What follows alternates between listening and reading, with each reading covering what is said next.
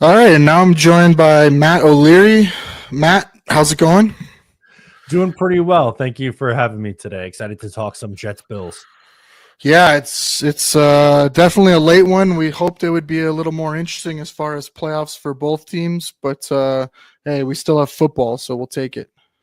Yeah, absolutely. Vibe's a little different since the last time we spoke. Jet season was still alive, hanging on by a thread at that point, but still something to play for. Now it's well, not so much for the Jets, but Buffalo's gearing up for a playoff spot. Yeah, definitely. Do you want to tell people real quick where they can find you and what you're working on, just so people know? We're recording this Friday afternoon, so we haven't quite got the Jets injury report, but just so people are aware, when we're talking about stuff, it is Friday afternoon, and then I'll update anything that's changed Saturday night. But do you want to tell people where they can find you? Do you have anything going on Sunday and following, like Monday or during the week, that they can find you? Yeah, absolutely. At Matt O'Leary NY on YouTube and on social media. I will have post game coverage for this game on Sunday. Monday, we have kind of turned into mock draft Monday after the Jets got eliminated. So it's that time of Yep. year already. And just covering any storylines that come out throughout the week over on the channel. Yeah, it's I definitely know that life too well as Bills fans. We lived that for a long time where halfway through the season it's the mock draft simulator, and trying to figure out what seed you'd get. At least if nothing else, you guys will have a very action packed off season, right? There's gonna be a lot of changes, a lot of turnover, hopefully, right? And so at least that'll keep you busy in the off season. Yeah, it's going to be a busy January, a GM search, head coach Mm-hmm. search, potentially a quarterback decision on the way as well. So off season's never a dull time. It's unfortunately when you start to get into November, December, it feels like that's when things tend to go downhill for this football team. But yeah, it should be a very busy off season and one that, I'm really excited about. Awesome. Well, let's dive right into some of the storylines for the Jets coming into this. Something interesting that I wanted to ask you about was, obviously we talked about the first matchup was the coaching change because that had just happened, right? And ever since then, though, it seems like the team has flipped, right? Like we obviously had the offensive coordinator change, but the defense has been the one that's been slumping or not doing as well, and it seems like the offense has picked up. That's at least from my 20,000 foot view. But from your perspective, is that what it's been? Has it been more the defense letting the team down and not performing to what it was? Yeah, the defense has really taken a step back this year, and it's been a very disappointing for season for that side of the ball. A lot of people will point to the Robert Saleh firing as that being the turning point, but honestly, I thought the defense showed signs of struggling even before that. To me, I think the defensive line changes in the offseason was kind of the beginning of the end. Bryce Huff leaves in free agency. I know he hasn't been great in Philly, but he was a really integral part of the Jets pass rush here. Quentin Jefferson leaves in free agency. And from there, pretty much the Jets go out, try to replace them with Javon Kinlaw and Hassan Reddick, and neither one of those guys have really lived up to the hope that Joe Douglas had when he brought those guys in. And from there, they've kind of just been banged up. Sauce Gardner's missed a couple games. DJ Reed's missed a couple games. And CJ Mosley has missed most of this season. So I think it's, there's a lot of factors that go into it, from roster construction to guys underperforming and injuries, but just a really big step back. And I think they have some work to do this offseason to get the defense back on track. What would you say for this week are the major storylines outside of injuries, but around the Jets right now? Right now they're kind of just looking to see, like, all right, who is going to be here for the long term. And I think for Jet fans, what they're interested in is how Aaron Rodgers finishes out the season. So he's playing through an MCL injury right now, has been banged up for most of this year. But I think it's very mixed from the fan base of people who either want him back or want them to move on. And I think how he finishes, one, against a really good Buffalo team this week, but then against Miami at home, trying to see like what kind of performances will we get out of him in the final two games. And is that enough of a sample to sway someone's opinion one way or the other on the future of that quarterback spot? So, unfortunately, I just think looking at how the defense has played this year, and they're pretty banged up this week, I don't think it's going to be a good performance from that side of the ball. But if the offense can give you something and keep pace a little bit in this game, I think that could at least give some promise towards the 2025 Jets. Yeah, so are we expecting a full Jets effort, I should say, is maybe that's the best term for it this week. Like obviously injured guys aren't going to play, but other than that, like no one's sitting or taking anything off to finish the year, right? It's still full go as far as players are concerned.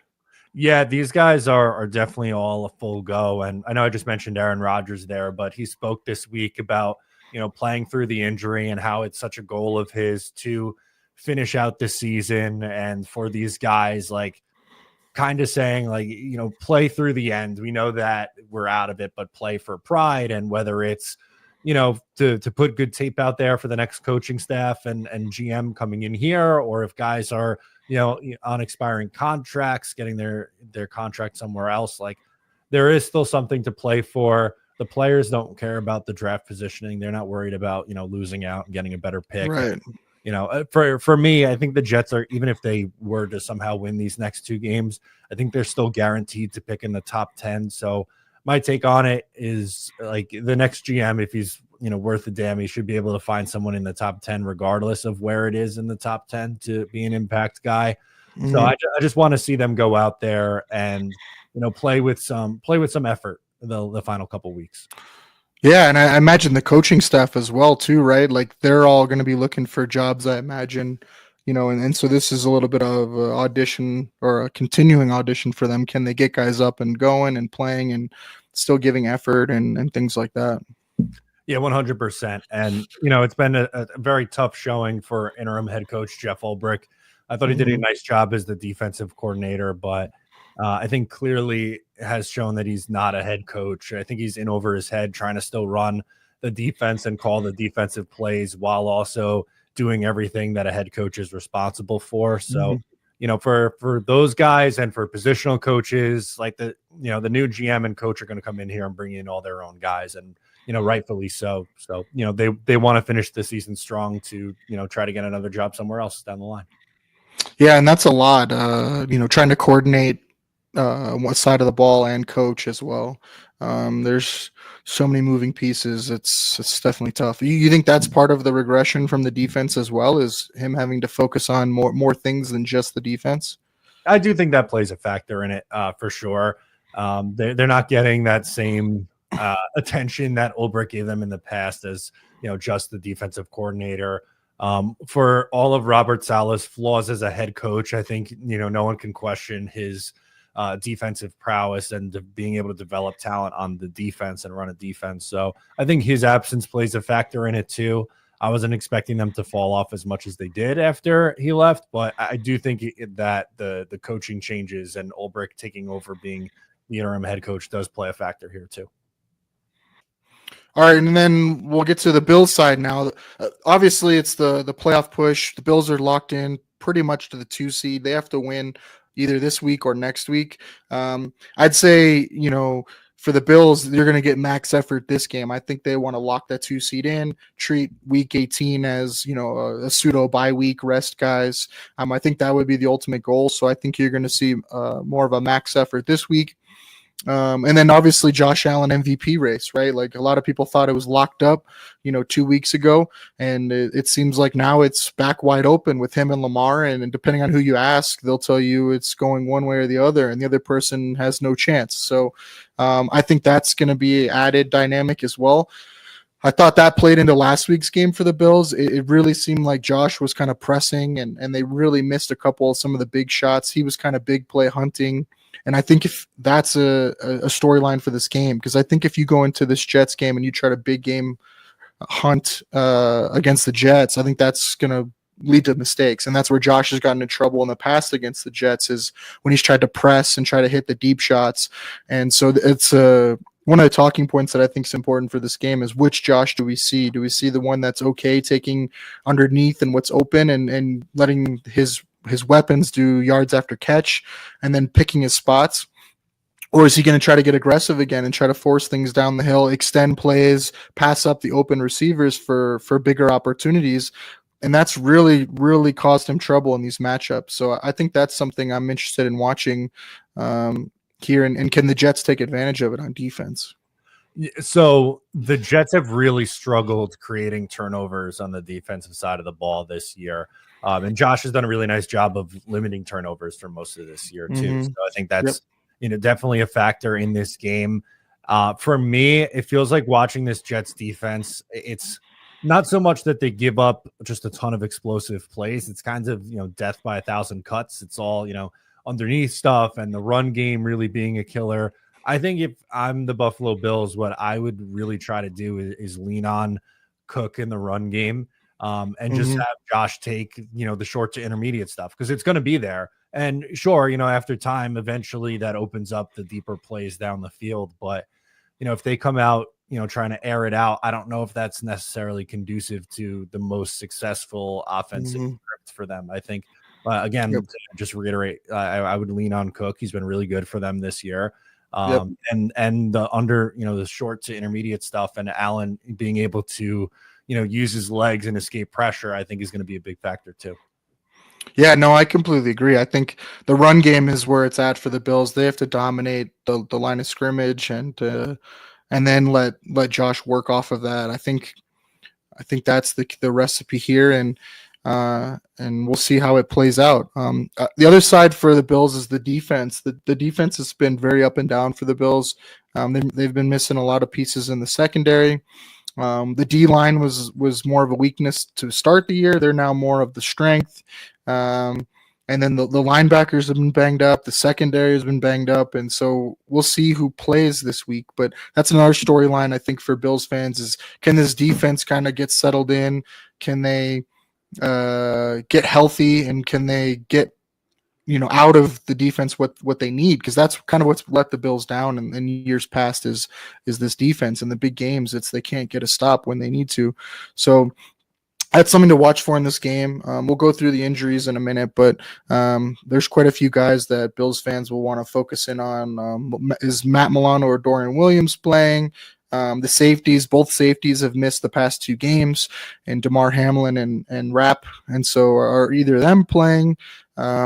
And especially if this is the game that the Bills win and lock up the 2 seed, then if guys aren't playing this week, then our starters playing next week. And then if they don't, then you're talking 4 or 5 weeks off for a lot of guys before the first playoff game. And is that what you want, or do you want to get them some action? So there's quite a lot of questions for the Bills on defense as far as how they want to play this game and next week as well, going into the playoffs. Yeah, for sure. I'm interested to see, who ends up playing or doesn't play on that Buffalo defense. Just looking at the Jets offense, it's a very pass heavy offense. They don't run the ball a ton, and at least the last few weeks it's been very focused around Davante Adams. Adams had double the targets that Garrett Wilson did this past week. Garrett's had a really nice season still, but it seems like maybe there's a little frustration with the targets being kind of more skewed towards Davante Adams right now. So especially with Rodgers sitting at 499 touchdown passes, I think it's a pretty safe bet that he's going to be going to Davante early, trying to get that 500th to Davante.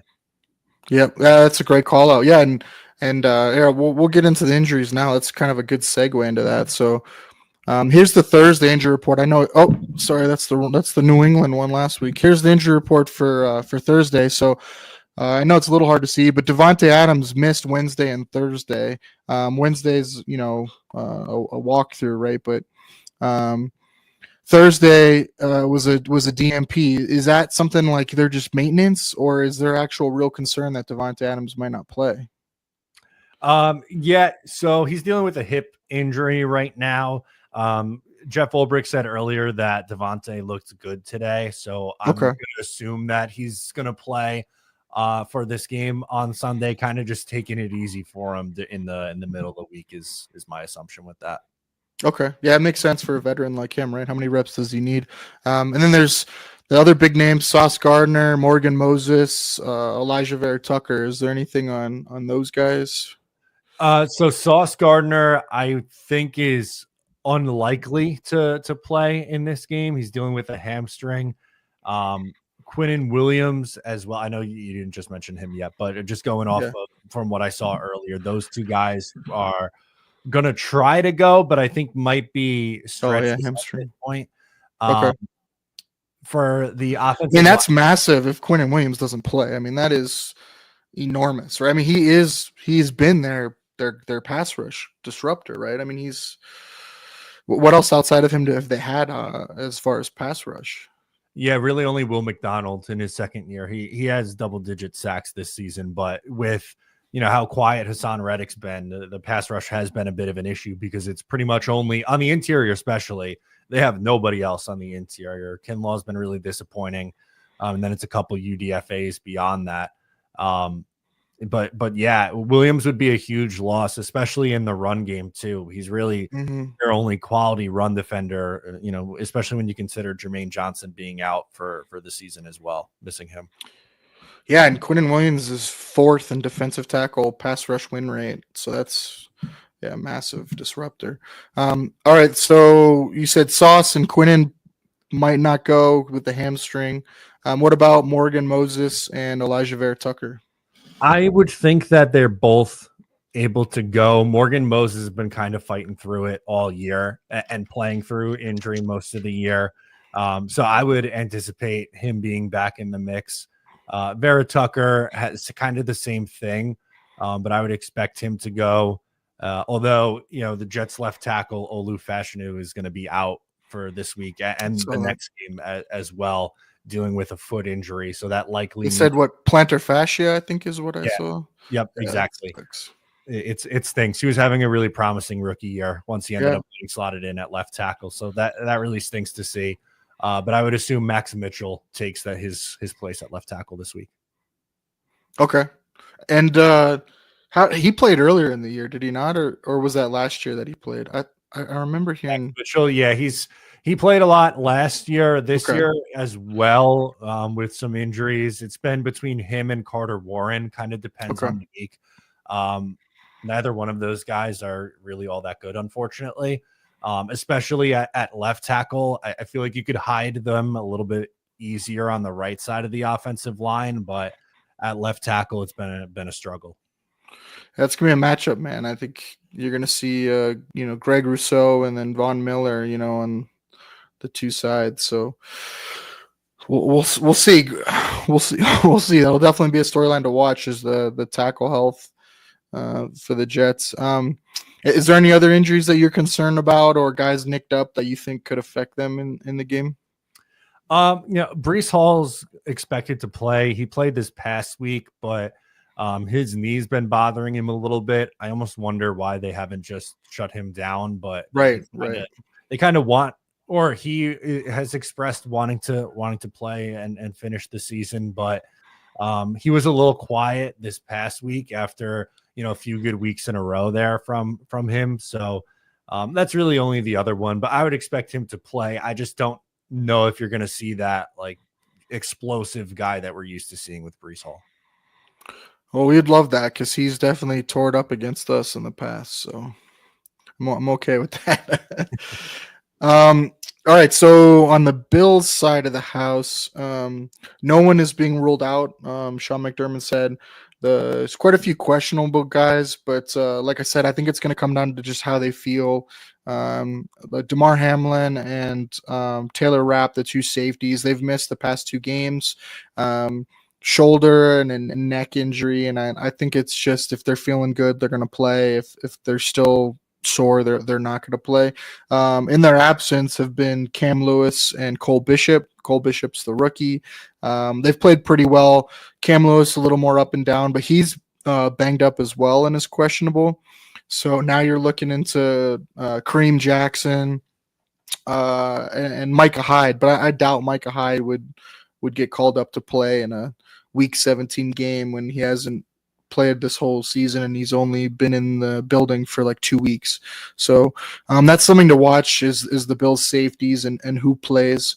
Um, Otherwise, it's Curtis Samuel with ribs, and he's like the Bills' fifth, wide receiver at this point. And so they're getting healthy. Matt Milano's the other one with a groin, outside linebacker, but he's been kind of up and down since he's come back from his major injury. And so I think Bills fans and the Bills are going to be cautious with him. As far as if there's any soreness or tightness, he'll just sit. Dorian Williams has been playing in his spot and has been playing very well and seemingly getting better and better each week. He has an elbow injury, and that's something to watch. Now, he's not necessarily at risk for not playing in this game. He played last week with it, but he has a brace on his elbow. And so they were trying to rest him and play Matt Milano, and then he hurt his groin. So that's a debate in Bills circles right now, as if both guys are healthy, who's starting. You could argue Dorian Williams has played better. But Matt Milano has the way higher ceiling, right, as what he's shown on the field as far as all-pro caliber, but he's missed, 18 months of all-pro caliber football. So we don't know what we're going to get from him. And so I think that's something that Bills fans will be looking at as well, is who plays next to Terrell Bernard at linebacker. And also in this game, like, the Bills have flirted a little bit with some base defense and three linebackers, and something they never do. And they brought that out against Detroit. But then you had Milano get hurt and Dorian Williams get hurt. So is this a game, if those guys are healthy, that they bring back a little base as far as getting more reps with it, running it against some of the Jets' bigger personnel groupings, trying to stop the run and get some more reps with it before the playoffs. So that's another angle to look at for the Bills is those linebackers, who's healthy, and do they run any base personnel? Because outside of this year, they were 98%, nickel, and then they would run some dime. They didn't ever run base. So they've shown a little bit of a more willingness this year. And so is that something we're going to see this week, trying to stop the run against the Jets? Yeah, that's a really interesting point on that, with adding the multiple linebackers on the field. I don't know if this is really the week for them to do it. As I mentioned, the Jets are not a very run heavy team. They are towards the top in passing attempts this year. So again, like, I'm not sure if that's the right matchup for it. But I just bringing up Matt Milano there. It's a couple years ago now, but I'll never forget the hit he had on Mike White in that game a couple years ago, which broke a couple ribs there and changed the trajectory of that game. The Jets were hanging around a little bit in that one. For sure. Damn good football player when healthy. It's been a shame the last couple of years, been derailed by the injuries. Yeah, now they're teammates, right? So awkward. Interesting. At least he's a good guy from all we know, both of them. So I think it's water under the bridge at this point. But yeah, I think, man, if the Bills could get even 80% of that Matt Milano, I think it would be outstanding boost for this defense. We just haven't seen it this year. He's been a little slower trigger, a little late in some stuff, and just not the same explosive guy, but not terrible either. I think it's just a reps thing, right? You miss a year and a half of football, you don't just jump right back in and play, out of your mind. So hopefully he can play this week and get some more reps under his belt, and then maybe next week. So we'll have to check out that one and see how it goes. I think that about wraps it up for injuries. All updated on Saturday night on the live show for the listeners. You want to get into the trenches a little bit? I know we touched it a little bit, but the Jets defense is 12th in pass rush win rate and 11th in run stop win rate. I was pretty surprised to see both those numbers in the top 15 for the defensive line. Quinnen Williams, like I said, is 4th in defensive tackle pass rush win rate.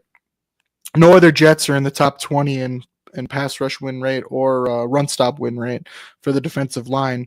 But you said Will McDonald. Is there any other names Bills fans should be looking out for? Hassan Reddick, but he hasn't really done a ton yet. Yeah, unfortunately, no, not really. It's pretty much been the Quinnen Williams and Will McDonald show.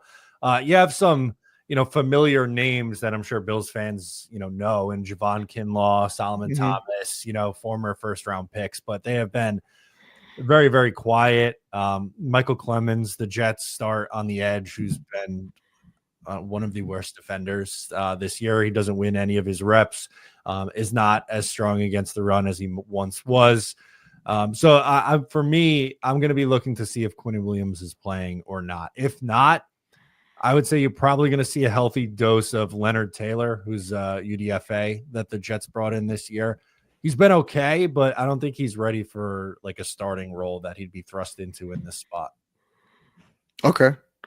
I did misspeak though. Javon Kinlaw is 15th in defensive tackle pass rush win rate. So okay. I know that those metrics are a little tough to see, right? Because that just means they beat their block in front of them. It doesn't mean they got pressure or obviously a sack either. So, yeah, he's 15th. So that one doesn't necessarily pass the eye test. It feels right, exactly. It doesn't always with those metrics.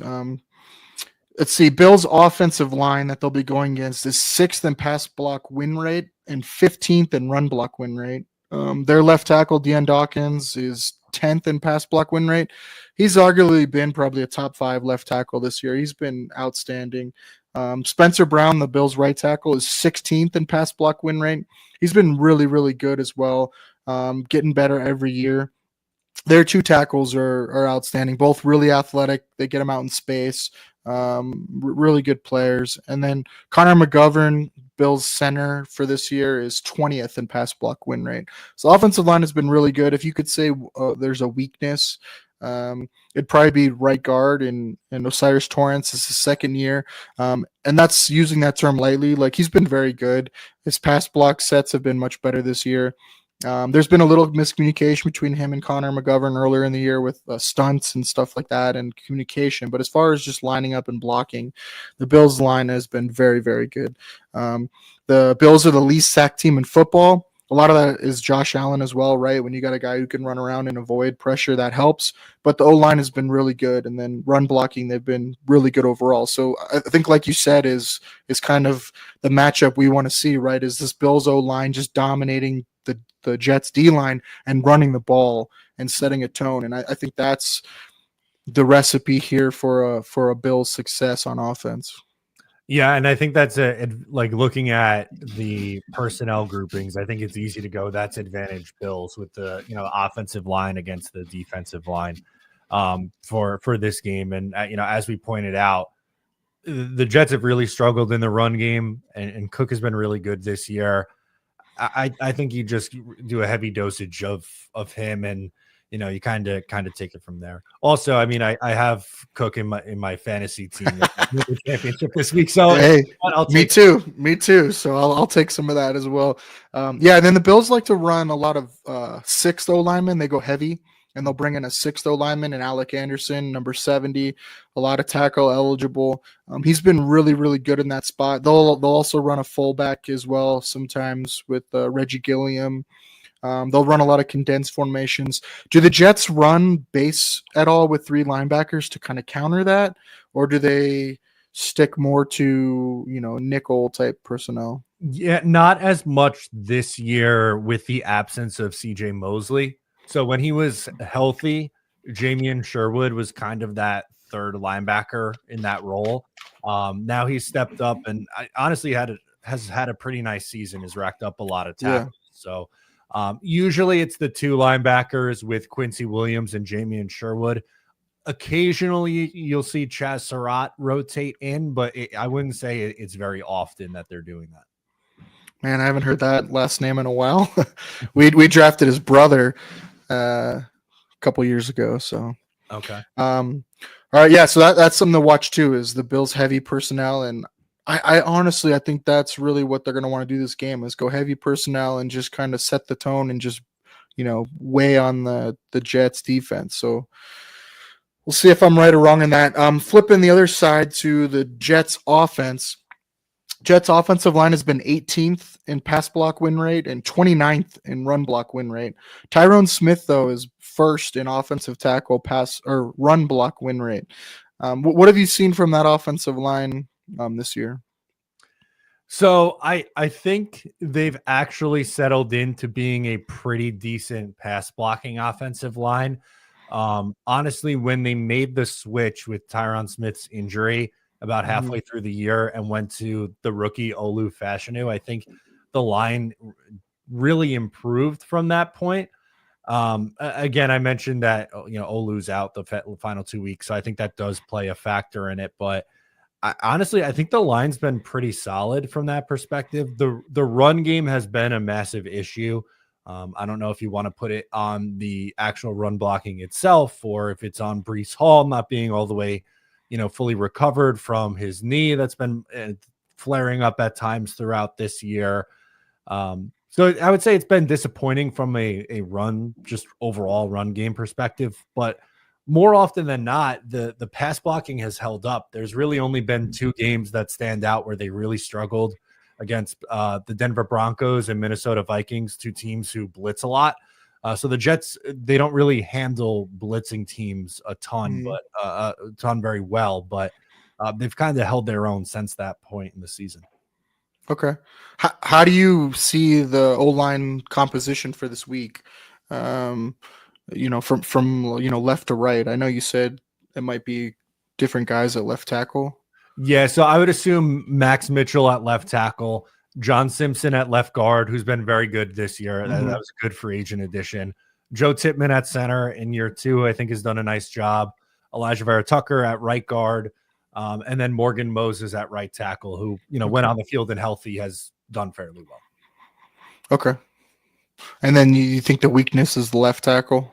Yeah, I would say so. Unfortunately, just I don't have much faith if it's either Max Mitchell or Carter Warren. My assumption is it's going to be Mitchell because that's who replaced Olu when he left the game with injury against this past week against the Rams.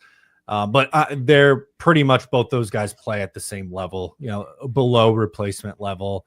I think that would be a major disadvantage for the Jets on the offensive line would be that left side. Okay. As far as the Bills' defensive line, they're eighth in pass rush win rate, and they're seventh in run stop win rate.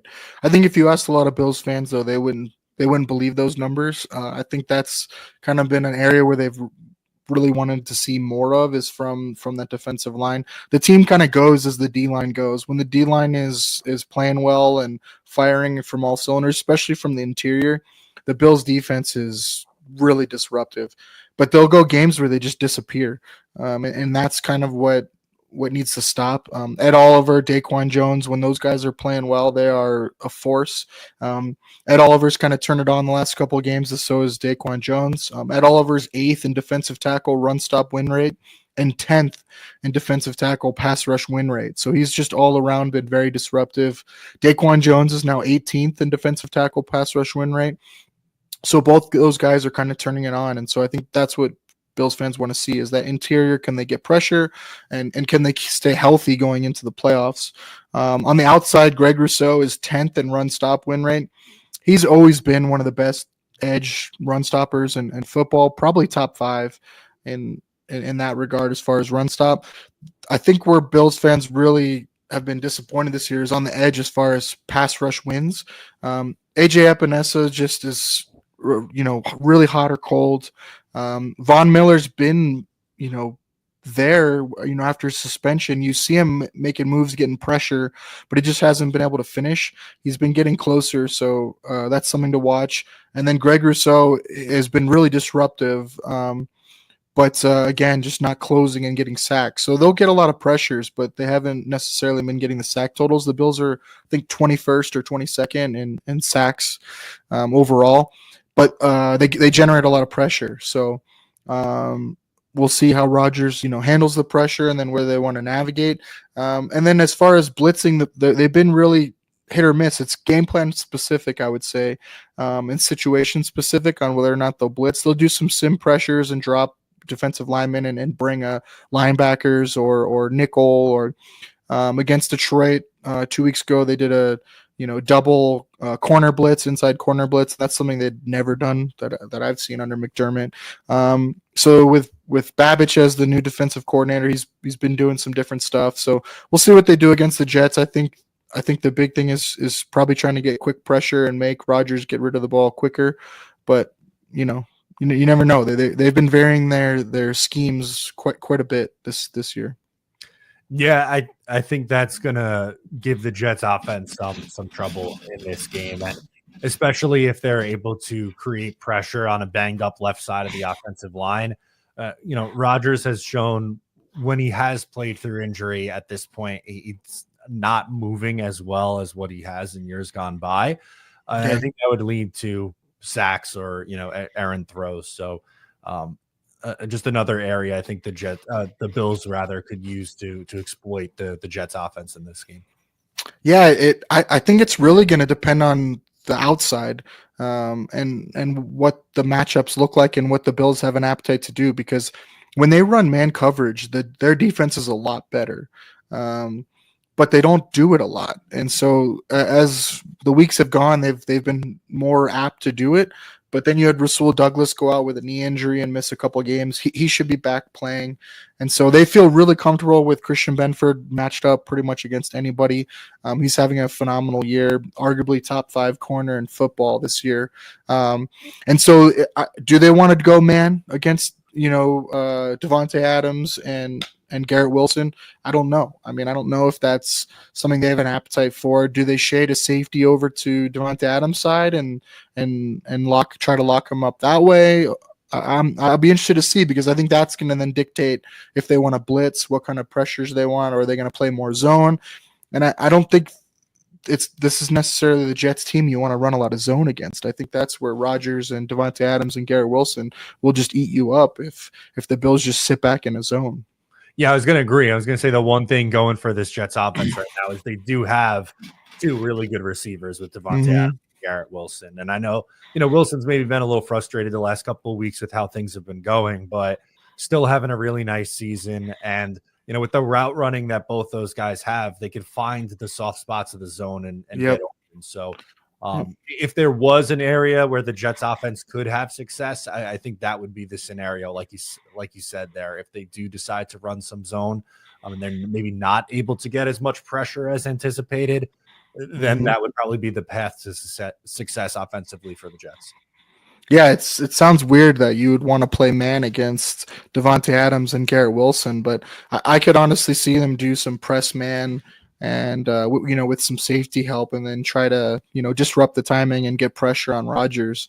It's definitely a cat and mouse to watch, because I think if the Bills just sit back in their traditional defense and play a lot of 2 high shell and Tampa 2 and stuff like that, I think they'll just eat that alive.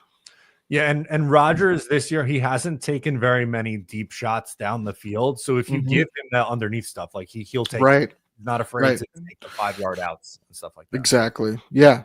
And I think that's, are the Bills comfortable with that, like death by 1,000 paper cuts, or do they want to force the action? That's definitely a really interesting matchup that it will be one to watch. Is how Babbage wants to maybe force the issue, and does he get aggressive? Yeah, I think that's going to be a really big factor in this game. Truly. Game script too, right? I mean, that's probably going to dictate it as well. If the Bills are moving the ball and scoring touchdowns, that's going to change what the Jets can do. But I think if the Jets can get going early, I think that could really influence that and change, how much pressure Rodgers feels to have to, go downfield.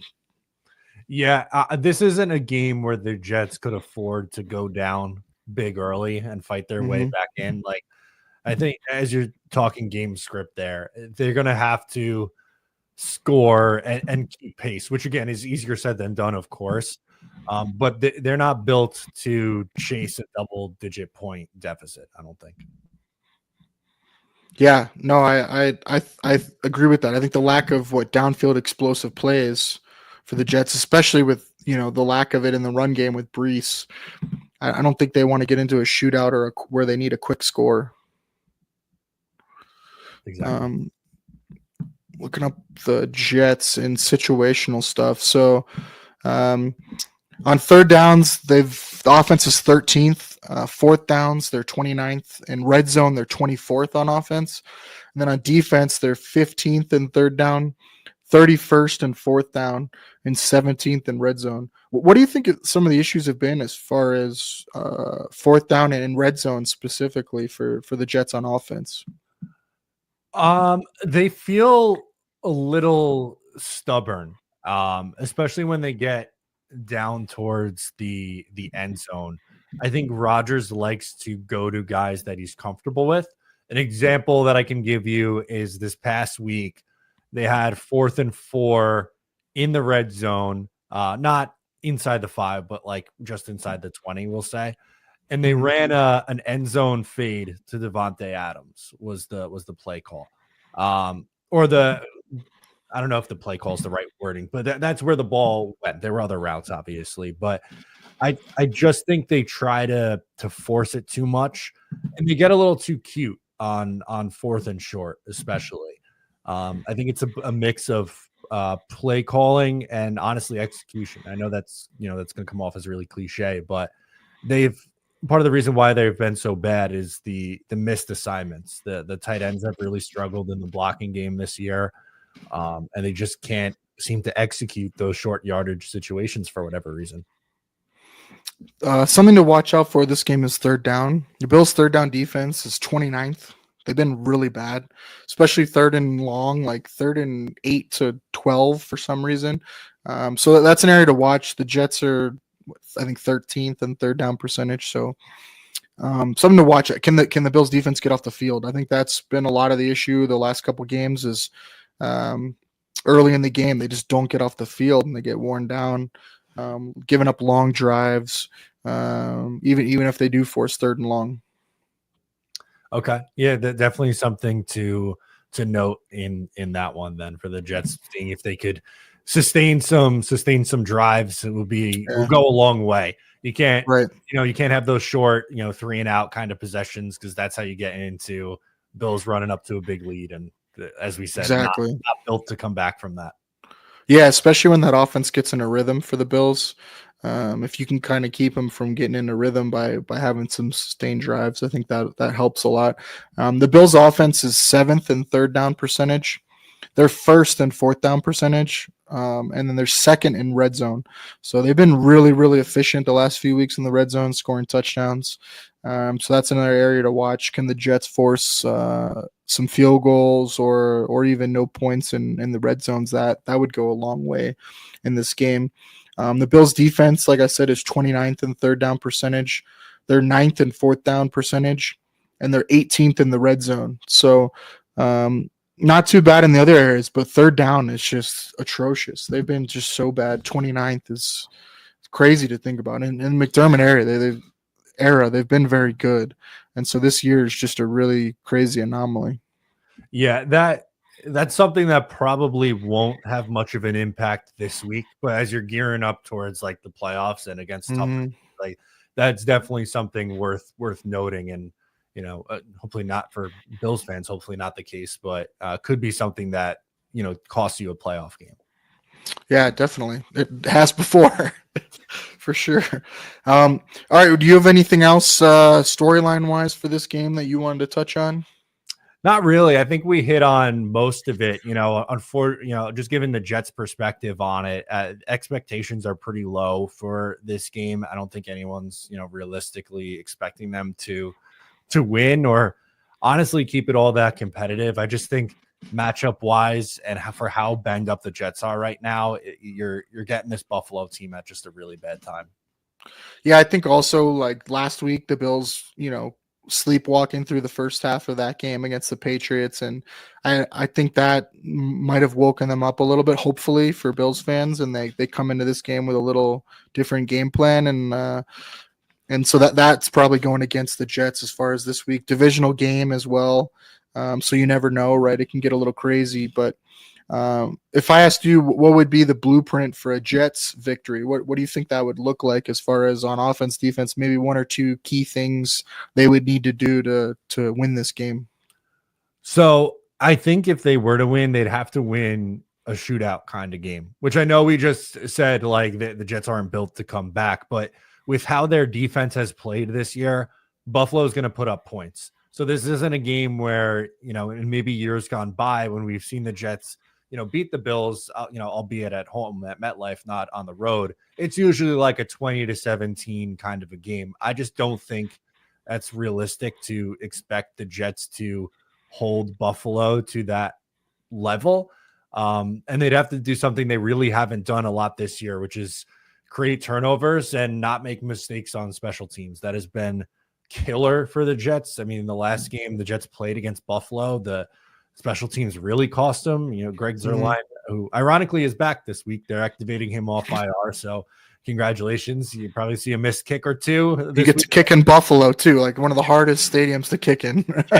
Good luck, coming back in those circumstances. But they need to play a near perfect special teams game and probably created a couple extra possessions. Yeah, I think that's the big thing. The Bills this year have been really good at not turning the ball over and forcing turnovers. They're number one in football and turnover differential. And so I think that's probably, something to watch in this game. Can the Jets force, one or two and can they not turn the ball over themselves? I think you can't give the Bills extra possessions, right? And so I think for the Bills' blueprint to victory, it's the opposite, right? Don't turn the ball over. And just score touchdowns in the red zone. I think that's the big thing. I think if the Bills put up points, they had 8 straight games over 30 points until last week. They only scored 24, and 7 of that was on defense. So really, the offense only scored 17. I think if I told you the Bills only scored 17 points on offense, right, you'd take that all day and probably think the Jets might win that game, like you said, right, 20-17 type of game. I'm not sure we're going to see that 2 weeks in a row. A lot of that was self-inflicted wounds, and also the Patriots had some crazy long drives in the first half, and so the Bills only had, I think, 3 possessions in the first half. So I think that's something to watch too. Is can the Jets control the clock? Can they sustain long drives? And the lack of run game, might be an issue. But the Bills have been susceptible to giving up runs, and they're okay with giving up short runs. So is that a recipe? Can the Jets control the clock and have long drives? And that might be a blueprint for a Jets victory as well.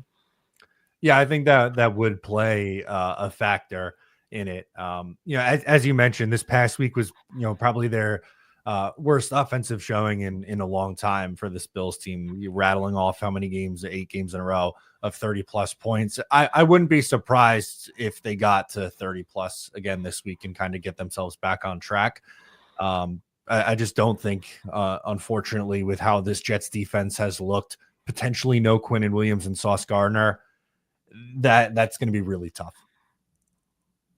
Yeah, I think that's the big thing, right? Is the injuries, like the offensive line injuries, how healthy is Devontae Adams? Quinnen Williams is massive, I think, for that defense, right? If they're not able to generate, especially that interior pressure, I think that's when the Jets defense has really been successful against the Bills. It's that interior pressure, and that gives Josh that gives any quarterback trouble, right? You get interior pressure, and that really throws it off. So that would definitely be a storyline to watch, and I'll try to update that for Saturday night if we find out any news. How about score prediction if I had to put you on the spot? So Jets fans won't like this one. Bills fans probably will. I'm going to go like 34-17 Bills win, something like that. Okay. I just, again, matchup wise, I don't like it at all for the Jets and Buffalo. I think, they need this game for seeding. They kind of, they got their weaker offensive performance out of the way. I think it's a bounce back week for them. I agree with you. I think it's going to be a little closer. I've gone back and forth between the 20 and 23 points for the Jets, but I think it's going to be 31-20 for the Bills. Like we said, I think is it possible? Can the Jets win this game? For sure. But we've not seen this Jets team be able to close teams out. And that's what I worry about. I think you have to score 4 touchdowns plus to beat this Bills team. And I just don't know if the Jets can do it. Yep. I'm right there with you. I think you just nailed it. Can they do that and go out and score the 4 touchdowns? Haven't seen it much this year. So I say no. All right. Well, I really appreciate you joining me, Matt, for the second time this year. You want to tell people again where they can find you and what you have next? Absolutely. You can follow along at Matt O'Leary NY. I'll be breaking down this game over on the channel after it goes final, and then just all things Jets throughout the week. Awesome. Well, thanks again for joining me, and Happy New Year. Happy New Year. Thanks for having me. Yep. Thank you.